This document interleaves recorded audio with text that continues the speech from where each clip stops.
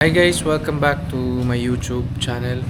Today ay update ko lang kayo dito sa aking NMAX B3. Matagal-tagal din tayong hindi nakapag-upload sa ating YouTube channel.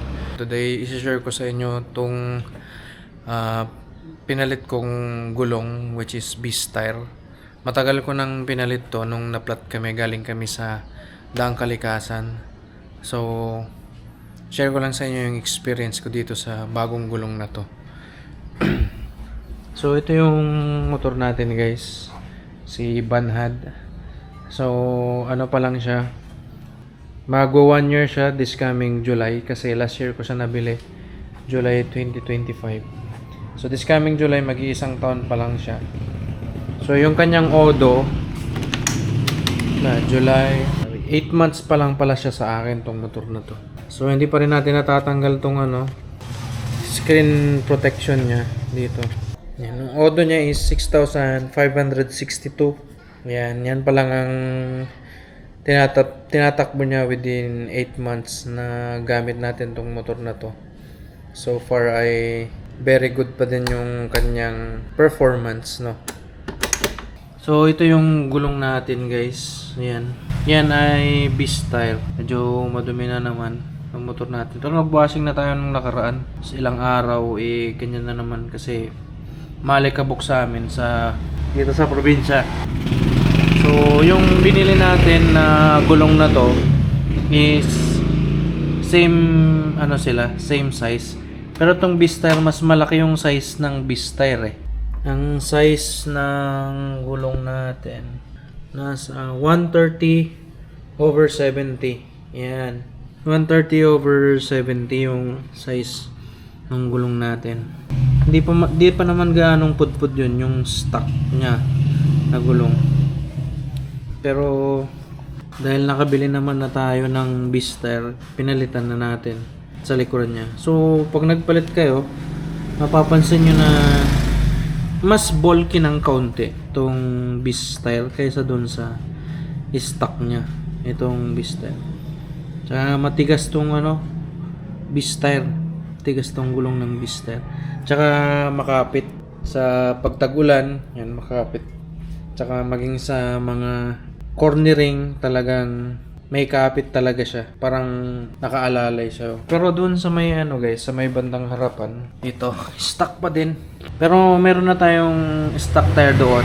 Pero may stock tire na tayo doon na Beast Tire na ipapalit din natin dito. Hindi ko pa pinapalitan kasi medyo makapal pa dito sa harap. So yung sa likuran pa lang yung pinapalitan natin. Nagdagdag na rin pala tayo ng top box, which is itong RXR.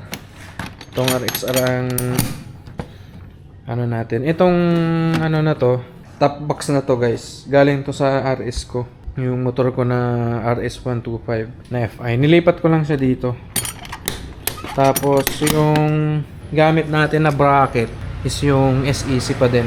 Actually meron akong bracket doon na Hexa eh, pero hindi ko pinapalit. Gusto ko nga ibenta na lang yun eh. Mahal din ang bili doon nung nagregalo sa akin nung Christmas party namin. So hindi ko na naharap ilipat kasi okay naman to. Nagba-bounce naman siya. Hindi siya yung gaanong matigas. Okay, so at least naka-stay pa din yung grab bar. Hindi naaalis. So ayan yung itsura niya. Nga lang mas mataas to. Ayan. Mas mataas tignan pag ganyan yung itsura niya guys. Pero pag yung Hexa, pag pinalitan mo ng Hexa sa to, diretso na lang siyang ganyan. Diretso, tas mas mababa to. Pero ang kagandahan nito, itong backrest niya, itong backrest, pag sumasakay yung angkas, sakto, parang nasasakto siya sa pinakalikod talaga. Hindi siya yung mas mababa kasi kung yung Hexa, pag yung Hexa kasi mababa na eh. Dito na yung Hexa eh. So kung yung Hexa yung nakalagay dito, hanggang dito lang yung yung top box.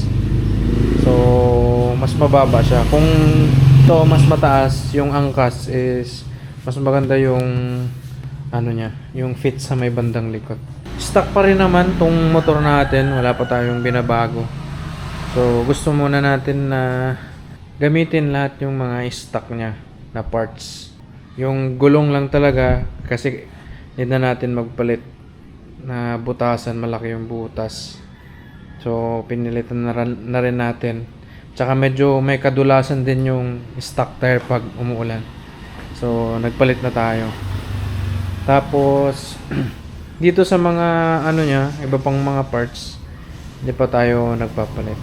Isang bagay din pala guys na problema talaga dito. Hindi na problema dito pag umaangkas talaga kayo, pag lagi kayo nag-aangkas, mga sakay nyo na hindi marunong sumakay. Ayan o. Nagkakaroon na siya ng yan, gas. Yan. Minsan kasi, ang hirap kasi sumakay dito guys. Talaga. Kasi, malawak yung niya, yung upuan niya eh. Dito to dito. Talagang nakabuka ka yung sasakay sa'yo sa motor mo. Kaya ang nangyayari minsan, nasisipa nila dito sa may bandang gilid. So yan, ito yung kinuha natin kasi madali siyang matanggal. So meron siyang quick release dito. Tatanggalin ko. Ay, wala. So yan, tanggalin natin. So yan, madali lang siya matanggal. Tanggalin. Tapos, balik natin.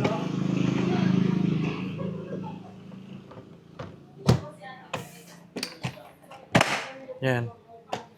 Secure na yan, hindi na matatanggal. Nakukulang tayo dito sa compartment space.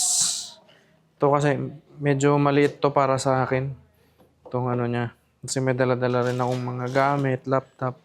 So, nagpadagdag na tayo nito. Ayan.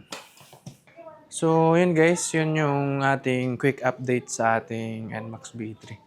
So, sa mga susunod, kung meron na tayong upgrades is iba-vlog din natin yun. I-upload natin.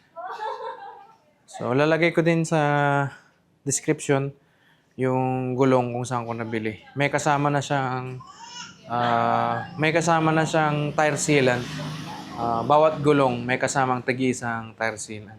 So, yung sa tire sealant, dun sa motor ko, dun sa bandang likod dyan na gulong, is nilagay ko lahat yung tire sealant niya. So, but kung maliit daw, pwedeng kalahati lang yung ilagay nyo. Pero dahil sa malaki yung gulong, kaya nilagay na namin lahat yung tire sealant. Thank you guys for watching and see you guys on the next video. Peace!